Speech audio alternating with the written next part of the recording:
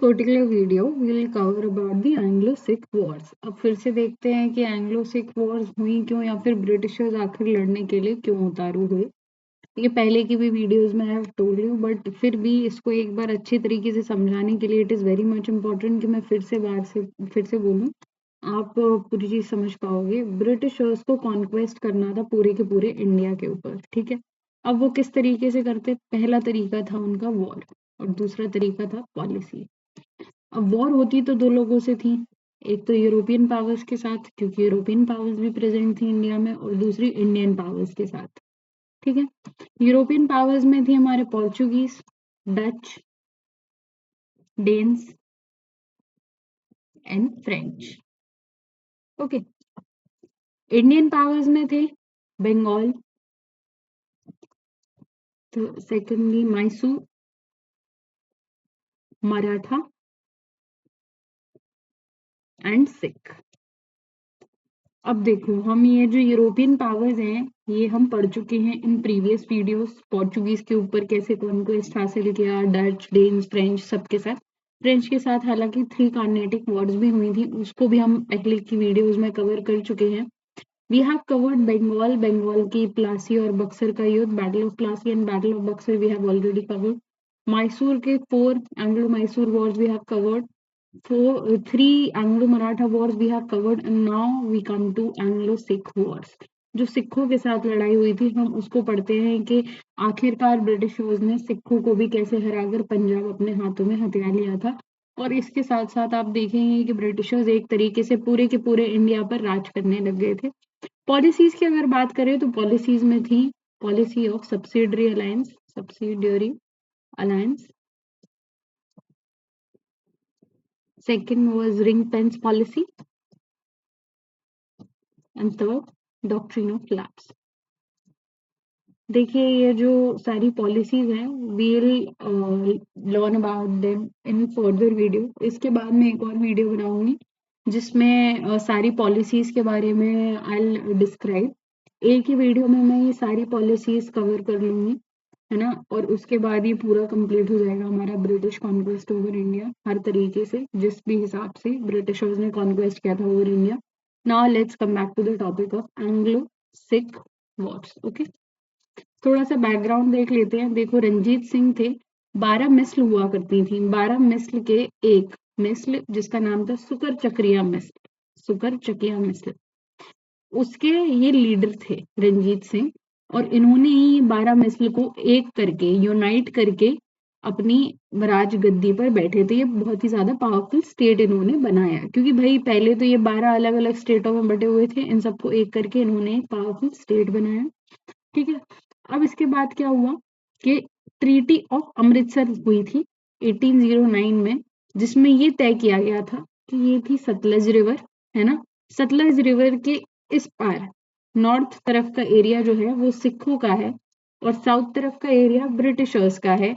और ये तय हुआ था कि ब्रिटिशर्स कभी नॉर्थ में नहीं जाएंगे और सिख कभी साउथ में नहीं आएंगे, जिसकी वजह से पीस कायम रहेगा। अच्छा, जब तक रंजीत सिंह बैठे हुए थे तब तक ब्रिटिशर्स ने कभी सोची भी नहीं जाने की, क्योंकि रंजीत सिंह बहुत ही ज्यादा पावरफुल आदमी थे खुद में ही, तो ब्रिटिशर्स को ज्यादा पंगा लेने की जरूरत थी नहीं।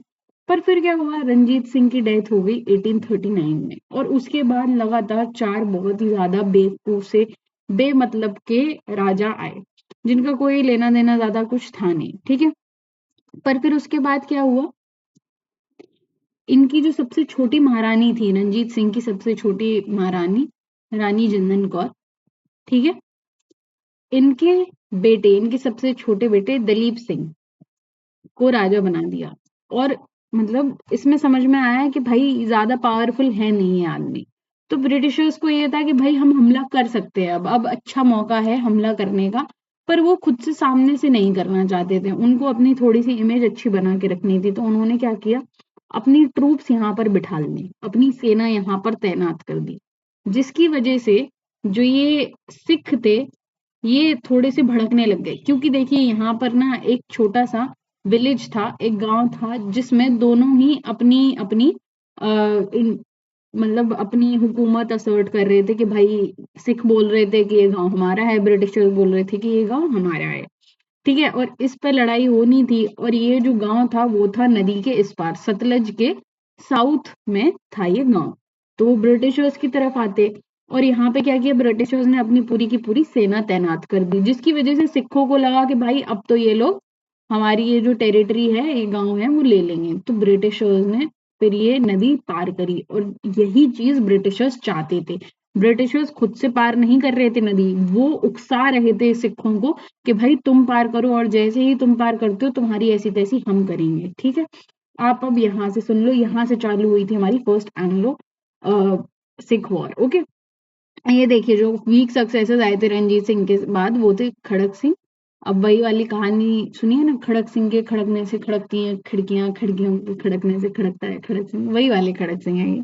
फिर है नौनिहाल सिंह शेर सिंह। ठीक है, इसमें आर्मी का रोल क्या था, जो ये खालसा आर्मी है ना, it became the real power. जो राजा पहले जैसे रंजीत सिंह पावरफुल थे ना, और यही राजा माने जाते थे, यहाँ पे खालसा आर्मी रूल करने लग गई, ये रियल पावर बन गई। ठीक है, खालसा पंचायत जो थी ये डिक्टेट करने लग गए टर्म्स दरबार के। दरबार लगता था, वो दरबार के जितने भी टर्म्स होते थे वो यही करने लगे थे कि भाई क्या होगा क्या नहीं होगा। राजा का ज्यादा कुछ रोल रहा नहीं था। ठीक है, खालसा आर्मी जो है वो रूल कर रही थी। अब देखते हैं इसके कॉजेस क्या थे कुछ। ब्रिटिश प्रोवोकेशन, वही मैंने बताया ना कि जैसे ये जो नदी थी, यहाँ पर उन्होंने अपनी बढ़िया सेना तैनात कर दी, है ना, और फिर प्रोवोक किया सिखों को कि आओ देख लो हम यहाँ पर खड़े हुए हैं, है ना। तो इधर पे सिख बहुत ज्यादा भावुक होके इन्होंने कहा कि नहीं भाई अब तो हम पार करेंगे, है ना। और यहाँ पर आप देखो, तो ये जो एरिया था ये था जलंधर द्वाब, और जलंधर द्वाब चाहिए था ब्रिटिशर्स को, और वो कैसे लेते भाई, वो ले पाते जब ये लड़ाई हो जाती, सिख वॉर या एंग्लो सिख वॉर होती, तभी उनके हाथ में आती ये चीजें, है ना। अब देखिए इंटरनल बिट्रेयल कैसे चल रहा था। जो रानी जिंदन थी ना, ये रीजेंट थी दलीप सिंह की। देखो दलीप सिंह ना बहुत ज्यादा छोटे से बच्चे थे जिनको गद्दी पे बिठा दिया गया था। तो जब भी कोई छोटा बच्चा होता है ना, तो उसका कोई रीजेंट बनाया जाता है, एक ऐसा आदमी जब तक ये 18 साल के नहीं हो जाते या तो फिर कॉम्पिटेंट नहीं हो जाते, तब तक के लिए ये संभालेंगी गद्दी, है ना। तो रानी जिंदन बैठ गई थी गद्दी पर एक तरीके से। हालांकि दिलीप सिंह राजा थे, पर इनके बैक में रीजेंट रानी जिंदन थी। ठीक है, और इनके वजीर थे लाल सिंह, इन्होंने ही बिट्रे किया था बाद में, देखेंगे आगे। इनके वजीर थे लाल सिंह। अब ये क्या चाह रहे थे कि भाई जो ये खालसा आर्मी है ना, ये थोड़ी सी सेंटर से दूर जाए। हम नहीं चाहते कि ये खालसा आर्मी सेंटर पावर को रूल करे, तो उन्होंने डाइवर्ट कर दिया कि भाई खालसा आर्मी को लगा दिया कि जाओ ये नदी के इस पार जाओ, और तुम ना ब्रिटिशर्स से लड़ो और हमारी मतलब चीजें वापस कर लो। ठीक है, फिर आते हैं क्रॉसिंग ऑफ सतलज। अब जब ये उकसाया रानी जिंदन ने पूरी की पूरी खालसा आर्मी को, तो ये उकसे हुए तो थे ही, रेबेलियस थे ही बहुत ज्यादा, तो इन्होंने सतलज नदी पार कर ली। और जैसे ही सतलज नदी उन्होंने पार करी, तो it was a breach of treaty of Amritsar, और ट्रीटी ऑफ अमृतसर के ब्रीच के साथ साथ चालू होता है एक्ट ऑफ वॉर। मतलब इसको ही समझ जाते हैं कि भाई ये तो आपने वॉर की हरकतें कर दी, अब तो ये गलत हो गया। अब ये बैटल्स और बिट्रेयल्स, अब देखो सिर्फ बैटल ही नहीं हुई थी, यहाँ पे बहुत सारे बिट्रेयल भी हुए थे। बिट्रेयल कैसे हुए थे, अभी जैसे लाल सिंह जो वजीर थे और तेज सिंह जो कमांडर थे, इन्होंने बहुत ज्यादा धोखाधड़ी करी थी। इन्होंने क्या किया, जितनी भी इंफॉर्मेशन दी कि भाई कहाँ से आ रहे हैं कहाँ से नहीं आ रहे हैं, क्या कर रहे हैं क्या नहीं कर रहे हैं, सारे मूवमेंट्स की, सारे मोमेंट्स की और सारे मूवमेंट्स की खबर ये ब्रिटिशर्स को दे रहे थे, जो कि बहुत ही ज्यादा घातक साबित हुआ। ठीक है, बैटल ऑफ सबराव में क्या हुआ, विच हैपेंड इन 1846, ये डिसाइसिव बैटल थी जहां पे सिख आर्मी का बहुत बुरी तरीके से स्लॉटर किया गया। मतलब एक तरीके से कंपटीशन तो था ही नहीं, मारे गए वो सीधे, ऐसे आप समझ लो। ठीक है, तो मतलब सिख आर्मी वो स्लॉटर्ड और बहुत ही बुरी तरीके से डिस्ट्रक्शन हो गया था। क्योंकि देखो जैसे अब नदी है, नदी को अगर पार करना है तो ब्रिज बनाना पड़ता है, तो बोट ब्रिज बनाया गया था, बोट ब्रिज को सैबोटाज कर दिया गया था, जिसकी वजह से पूरी की पूरी मतलब क्रॉस नहीं कर पाए थे सिख आर्मी, और वहीं पर डूब के मर गई। ठीक है, अब देखते हैं आउटकम क्या हुआ। आउटकम में ट्रीटी ऑफ लाहौर हुई। लाहौर की ट्रीटी में क्या हुआ, वॉर इंडेमनिटी मांगी 1.5 करोड़, 1.5 की, कि भाई हमें 1.5 करोड़ ला कर दो, जो कि वो लोग मतलब दे नहीं पाए थे। जलंधर द्वाब जिसकी बात हुई थी ना, कि ये जो जलंधर द्वाब था ये रही सतलज नदी, है ना, जो ट्रीटी ऑफ अमृतसर हुई थी 1809 में, तय हुआ था कि तुम यहाँ मत आना, हम यहाँ नहीं आएंगे, ये सतलज नदी का हुआ था। और यहाँ पे है जलंधर द्वाब। जिसकी मैंने बात बताई थी कि यही तो ब्रिटिशर्स को चाहिए था। तो ये ब्रिटिशर्स को मिल गया by the treaty of Lahore. तो जालंधर द्वीप किसके बीच में था? ब्यास और सतलज के बीच में था, जो कि ब्रिटिशर्स ने हथिया दिया था। ठीक है। सिख आर्मी का जो इन्फ्लुएंस है वो बहुत ज्यादा रिड्यूस हो गया था, स्ट्रेंथ बहुत ज्यादा रिड्यूस हो गई थी, और हेनरी लॉरेंस को ब्रिटिश रेसिडेंट की तरह की मतलब के पोस्ट पे अपॉइंट कर दिया गया था कि भाई अब आप ब्रिटिश रेसिडेंट हैं। ठीक है। फिर इसके बाद क्या हुआ? ट्रीटी ऑफ अमृतसर हुई इन मार्च 1846। फिर से क्यों हुई? देखो, एक ट्रीटी ऑफ अमृतसर थी 1809 की, और ये है ट्रीटी ऑफ अमृतसर 1846 की। इधर पे जो कि लाहौर दरबार था ना, वो 1.5 करोड़ की इंडेमनिटी नहीं दे पा रहा था, तो उसने क्या किया? कश्मीर को बेच दिया गुलाब सिंह को। भैया पैसे तो चाहिए थे इंडेमनिटी चुकाने के लिए, 1.5 करोड़ बहुत ज्यादा होता है ना। तो उसने कश्मीर लिया और बेच दिया गुलाब सिंह को, जो कि डोगरा राजा था जम्मू का। ठीक है। अब कितने रुपए में बेचा? 75 लाख। तो अब ये देखो, ये जो सिख थे जिनके पास 1.5 करोड़ नहीं थे, अब 75 लाख तो आ गए। 70 लाख कैसे आए? 75 लाख कैसे आए? क्योंकि उन्होंने कश्मीर को बेचा गुलाब सिंह को। ठीक है। गुलाब सिंह कौन था? He was a Dogra Raja of Jammu. ठीक है। अब ये 75 लाख की जुगाड़ हो गई, अब 75 लाख उनके पास खुद होंगे, तो भाई हो गया, काम चल गया। अच्छा, एक और चीज हुई, ये जो ट्रीटी ऑफ भैरवाल हुई, वो ये भी 1846 में ही हुई थी, दिसंबर की। इसमें क्या किया? जो रानी जिंदन थी, है ना, उनको निकाल दिया, उनको रीजेंट से हटा दिया कि भाई अब आप रीजेंट नहीं है, और काउंसिल ऑफ रेजेंसी बिठा दिया। अब देखो, ये चीज ना सिखों को बहुत ज्यादा चुभ गई, क्योंकि उनके लिए ना उनकी रानी उनके एक तरीके से ताज की तरह थी, उनका गर्व थी। और जैसे ही उनकी नानी को हटाया गया एज ए रीजेंट, सब खिसे आ गए, है ना, और सब ऐसे बदले की भाव से ही घूम रहे थे। काउंसिल ऑफ रीजेंसी को बिठाया गया था, जो कि 8 सिख सरदार थे, मतलब 8 सिख सरदार की एक ग्रुप था, जिसको हम बोलते थे काउंसिल ऑफ रीजेंसी, और यही डिसीजन लेंगे जो भी डिसीजन लेंगे। ठीक है। और इसको हेड कर रहा था हमारा ब्रिटिश रेसिडेंट। ब्रिटिश रेसिडेंट कौन बना था? Henry Lawrence. कनेक्ट कर लीजिएगा, इजी रहेगा आपको, है ना। Then let's come to the second Anglo Sikh war. Anglo Sikh war में क्या हुआ? अभी देखो, आपने देखा सिख का ह्यूमिलिएशन हुआ कैसे। जो रानी जिंदन थी, वो बहुत ही ज्यादा, देखो रानी जिंदन कौन थी? पहली बात तो रंजीत सिंह की सबसे छोटी महारानी थी। तो अब ये देखिए कि रानी जिंदन का कितना ज्यादा बड़ा रोल रहा होगा सिखों की नजरों में, उनके लिए वो बहुत ज्यादा इंपॉर्टेंट महिला थी। और जैसे ही उनको हटाया गया ना, वैसे ही सिख बहुत ज्यादा रेज में भर गए कि अरे आपने ऐसे कैसे कर दिया, और उन्होंने काउंसिल को बिठा लिया था। कौन से काउंसिल को? Council of Regency. Council of Regency में 8 सिख लोग थे, है ना। It was a group of 8 Sikh sardars. तो 8 सिख सरदार थे। अब ये चीज ना बहुत ज्यादा पसंद आ नहीं रही थी, और ये जो सिख सरदार थे ना, ये भी हेडेड थे by British resident. British resident उस समय पे थे हेनरी लॉरेंस। ठीक है।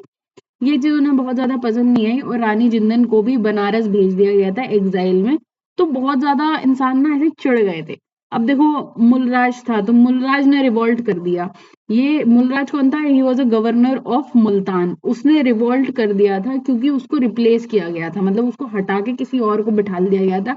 ये चीज उसको बिल्कुल भी पसंद नहीं आ रही थी ना, तो उसने रिवोल्ट कर दिया कि अब तो तुम्हारी ऐसी तैसी, है ना। अब इसमें क्या हुआ कि जब उसने रिवोल्ट किया, तो 2 ब्रिटिश ऑफिसर्स थे, 2 अंग्रेज मारे गए। अब जब ये 2 अंग्रेज मारे गए ना, तो आपने देखा होगा ब्रिटिशर्स का अगर एक भी आदमी को हाथ लग जाता है ना, तो वो तिलमिला जाते हैं। ऐसे ही यहाँ पे हुआ। ऐसे ही जैसे 2 ब्रिटिशर्स मारे गए ना, इसने बहुत बुरी तरीके से अपराइजिंग चालू कर दी, मतलब आग लगा दी, चिंगारी आग सब लग गई यहाँ पे, तो है ना, और लड़ाई चालू हो गई। मतलब इसको आप समझ सकते हो, it acted as a act of war, कि भाई मुल्तान ने ना, मतलब मुल्तान के गवर्नर मुलराज ने कुछ तो अभी एक्ट ऑफ वॉर कर दिया, और अब तो सब कुछ गलत हो गया। आप यहाँ पे देखोगे डलहौजी भी ना बहुत ज्यादा एक्सपेंशनिस्ट था। ये अपनी सारी जो भी, मतलब उसका ये था कि मैं टेरिटरीज एक्सपेंड करूंगा, और ये भी कहीं ना कहीं रीजन बना for the second Anglo Sikh war. ठीक है। क्योंकि ऐसा था ना कि अगर आपका खुद का कोई वारिस नहीं है, बायोलॉजिकल मेल एयर नहीं है, तो आपका जो राज है वो हमारे पास आ जाएगा, जो कि बहुत लोगों को पसंद नहीं आ रहा था। तो इसकी वजह से भी ये चीजें हुई। आप देखोगे कोर्स ऑफ वॉर में क्या हुआ।